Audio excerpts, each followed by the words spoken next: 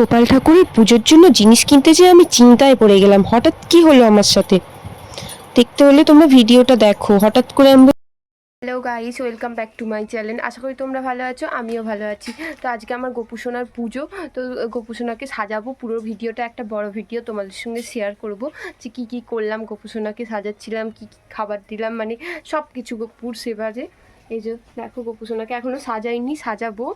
আর এদিকে চারদিকে আমি জিনিস মিলে রেখেছি, এখনও সব কিছু রেডি করে উঠতে পারি।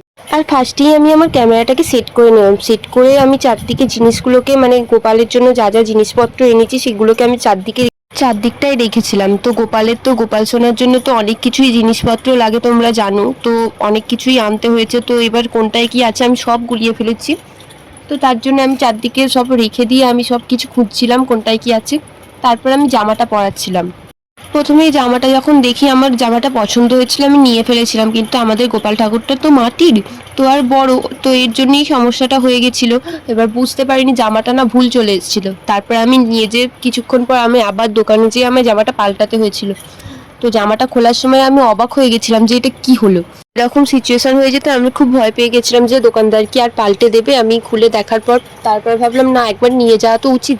তো সেই সময়ই আমি চলে গেলাম, তখন অতটাও বেলা হয়নি, তাই জন্য চলে গেলাম। যেয়ে দেখলাম দোকানদার কাকুটা খুব ভালো, তার জন্য পাল্টে দিল সঙ্গে সঙ্গে।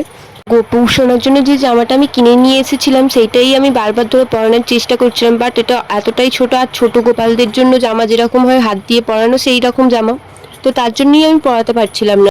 তাই জন্য আমি ভাবলাম যদি অন্য কোনোভাবে পরানো যায় তাহলে সেইভাবেই পরানোর চেষ্টা করব। তারপর আমার মাথায় এলো যে আমি সুতো দিয়ে দুদিকটায় সুতো বেঁধে যদি পরাতে পারি ঠাকুরের গলাতে, তো সেটাও করতে চেষ্টা করছিলাম, কিন্তু হলো না। তারপরে আমি একটা অন্য জামা এনে গোপাল সোনাকে পরিয়ে দিই। মনটা খুব শান্ত হয়েছে, কারণ একটা জামাটা ঠিকঠাক হয়েছে বলে। আর আমাদের গোপু সোনার জন্য আমি দুটো বাঁশি কিনেছিলাম। তো ছোট বাঁশিটা আমি গোপালের হাতে দিয়ে দিচ্ছিলাম, আরেকটা আমার সামনে দিয়েছিলাম। যদিও আমার পুরোটা রেডি করা হয়নি ঠাকুরকে, মানে পুরো ঠিকঠাক করে পুজো তো করা হয়নি তখনও। তার জন্য আমি বাঁশিটা কোথায় দেবো খুঁজে পাচ্ছিলাম না, তো তাই সামনে বসিয়ে দিয়েছিলাম। তোমরা যেগুলো দেখতে পাচ্ছ এগুলো আমি গোপাল ঠাকুরকে সাজানোর জন্য এনেছিলাম। সিংহাসনটার পাশ দিয়ে আমি দিয়ে দিয়েছিলাম সুন্দর করে, যাতে গোপাল ঠাকুরের সামনেটা খুব সুন্দরভাবে সাজানো হয়, তার জন্য আমি দিয়ে দিয়েছি। সাজানোর জন্য গোপুসোনার জন্য বেলুন এনেছিলাম, তো সেগুলো আমি পাইনি প্রথমে, তো তারপরে আমি পেয়েছিলাম। তারপরেই আমি গোপুসোনার জন্য মাথার চুল, মুকুট, পাগড়ি সবকিছু গোপুসোনাকে ভালোভাবে পরিয়ে দিচ্ছিলাম। তো এখানে একটা গন্ডগোল হয়ে যায়। তো চুল, মুকুটটা পরিয়ে, মানে পাগড়িটা খুব সুন্দর পরাতে পেরেছিলাম, কিন্তু মুকুটটা পরানোর সময় আমার খুব গন্ডগোল হচ্ছিল। মুকুটটা দুবার পড়ে গেছিল বলে আমি ভাবলাম যে মুকুটটা পরে পরাবো, তাই আমি পালকটা, ময়ূর পুচ্ছটা আমি দিয়ে দিলাম, গোপাল ঠাকুরের সামনে দিয়ে দিলাম। তারপরে আমি খুঁজছিলাম যে এরপর কি করতে হবে। তো তারপরে আমি মালাটা পরিয়ে দিলাম ঠাকুরকে সুন্দর করে। আমাদের দুটো গোপাল আছে, তো তোমাদেরকে ফোনের সামনে একটাই দেখাতে পারছি, আরেকটা দেখাতে পারছি না, কারণ সাইডে হয়ে গেছে, তো তাই দেখতে পাচ্ছ না তোমরা। আর আমার পুজো করার মধ্যে তোমরা যদি কোনো ভুল দেখতে পাও অবশ্যই আমাকে কমেন্ট করে জানাতে ভুলবে না।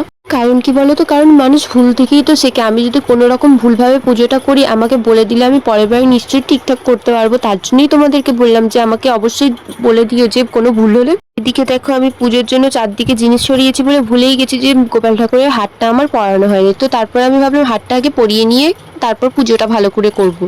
আর হাতটা পরানোর সময় আমি খুব সাবধানে কাজটা করছিলাম, কারণ কি হাতে, মানে আমি হাতটা যদি একটু ভুলভাবে পরে হাতটা নড়ে যায় তাহলে মাথার চুলটা, পাগড়িটা খুলে পড়ে যাবে।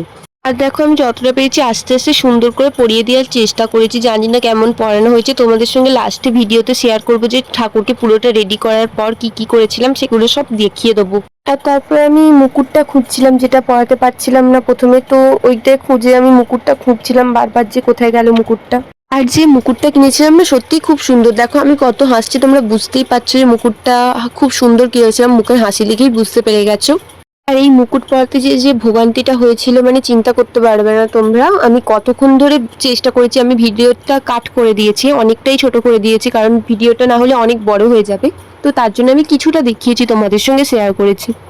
গোপাল সোনাকে মুকুটটা পরানো সবই শুরু করেছি। দেখো তার মধ্যেই আমার তো সত্যি কি বলবো তোমাদেরকে, বলো 3 মিনিট ধরে আমি গোপালকে মুকুটটা পরানোর চেষ্টা করছিলাম। গোপাল সোনাকে মুকুটটা পরানোর জন্য অনেকক্ষণ ধরে চেষ্টা করেও আমি পারছিলাম না। অনেকেই কমেন্ট করে বলবে একটা গোপাল ঠাকুরের মুকুটও পরাতে পারছি না। দেখো অনেক সময় তো অনেক কিছু জিনিস হয়, তারপরে হঠাৎ করেই তারপরে অনেক কষ্ট করে হয়ে যায় আমি মুকুটটা পরিয়ে ফেলতে পারি। তো আমার খুব খুশি লাগে, যাতে পরিয়ে ফেলার পরে আমি একটু প্রণাম করে নিই যে অবশেষে ঠাকুর আমার মুকুটটা পরাতে দিল।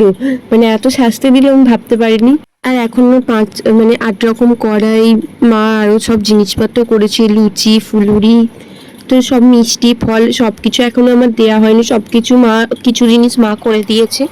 তো সেগুলো আমাকে রেডি করতে হবে, রেডি করে আমি সব কিছু একদম সুন্দর করে সাজাবো। তো সেগুলো আমি তোমাদের সঙ্গে ভিডিও করে শেয়ার করতে পারিনি। আজ পর্যন্ত দেখো, তোমরা বুঝতে পারবে যে ভিডিও কী কী সাজিয়েছিলাম, কী দিয়েছিলাম, গোপালকে প্রসাদ হিসেবে কী দিলাম, তোমাদেরকে সব দেখাবো। আমার মা তো খুব সাহায্য করেছে আমাকে। মা সব কড়াইগুলো 8 রকম কড়াই এনেছিলাম, 8 কড়াই, তো সেগুলোকে আমার মা ভালো করে ভেজে দিয়েছিল, কাঠখোলাতে ভেজে রেখেছিল। তো আমি সেগুলোই কাগজে পুড়ে রেখে দিয়েছিলাম, কারণ ঠাকুরকে দেবো, ঠাকুরের জিনিস আলাদা করে রাখতে হবে, যদি মিশে গেলে তো হবে না। তাই সেই জন্যই আমি সব কিছুগুলো খুলে খুলে দেখছিলাম। আর দেখো, সব গুলিয়ে গেছে কোনটায় কি কাগজে আছে। তো তারপরে আমি ঠাকুরকে খেতে দিয়ে দিলাম। আর এই দেখো গাইস, আমাদের সব কিছু রেডি করা হয়ে গেছে, ঠাকুরের জন্য প্রসাদ নিবেদন করে দিয়েছি। তো আমার একটা এখানে ভুল ছিল, তুলসী পাতাটা প্রথমে দেওয়া হয়নি, তো তারপর আমি দিয়ে দিয়েছি। আর ঠাকুরগুলোকে তোমাদের কেমন লাগছে অবশ্যই কমেন্ট করে জানাতে ভুলবে না। আর আমি সব একাই সাজিয়েছি, জানি না পরপর কীভাবে কোনটা কি দিতে হয়, তোমরা একটু ভুল হলে ক্ষমা করে দিও। তো আমি কী কী দিলাম, সাজিয়েছিলাম কী কী দিয়ে, তোমাদেরকে শেয়ার করি। আর ছিল হচ্ছে যে তালের লুচি, ফুলুরি, মালপোয়া। আর ছিল তালের লুচি, তালের ফুলুরি, মালপোয়া, নাড়ু, চিড়ে মুরগি, 5 রকম মিষ্টি, 5 রকমের ফল, দই, খই, নানা রকম চকলেট। তো সব কিছু দিয়ে আমার ঠাকুরকে রেডি করা হয়ে গেছে, সব কিছু সাজিয়ে ফেলেছি। ঠাকুরের জায়গাটা কেমন লাগছে অবশ্যই জানাবে। আমার গোপুসোনাকে আমি প্রদীপ জ্বালিয়ে, ধূপ জ্বালিয়ে, তো সব কিছু দেখিয়ে ঠাকুরকে শাঁখ বাজিয়ে আমি পুজো শেষ করলাম। শেষ করে তাও ভিডিওটা তবু তোমাদেরকে দেখিয়ে দিলাম সবটা। আর গাইস, আমার ভিডিও যদি তোমাদের ভালো লাগে অবশ্যই একটা লাইক, কমেন্ট, শেয়ার, সাবস্ক্রাইব করতে ভুলবে না। চলো আজকের মতো এখানেই, টাটা।